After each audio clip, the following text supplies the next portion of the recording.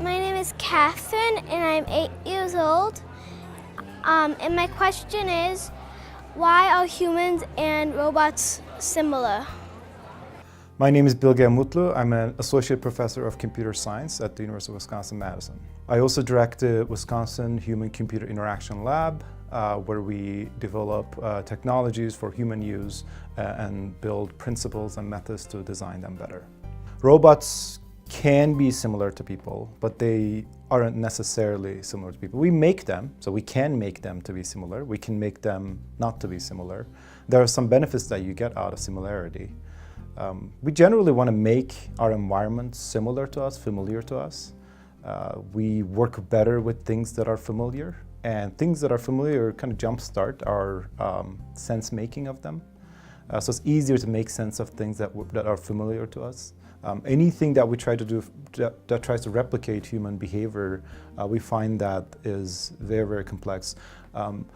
Things can be broken down into more commonly used elements such as speech and eye contact and my distance to the robot. And we can work on those specific design elements.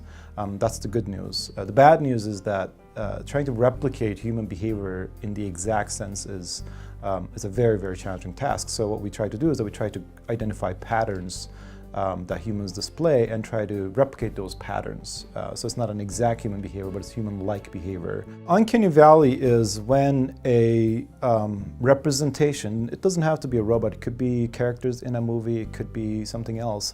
When a representation is designed to look human-like and it's very close to human-like, but not quite right.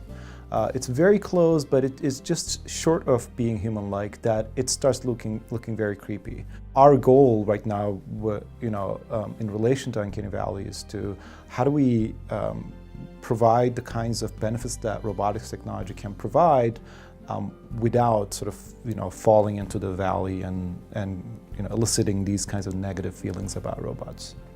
I personally think that robots have tremendous promise. We first saw computers in this century, then we saw the internet. I think the robotics and robots is sort of the next big jump where you bring in physicality into the equation. A computer can't bring you something if you're in need, a robot can. And just with the embodiment itself, you get a lot of additional benefits, engagement, social presence. So there are all these kind of really interesting and very unique benefits and functionalities that we can bring into the world of technology, into the human world, that there's just tremendous promise that really excites me.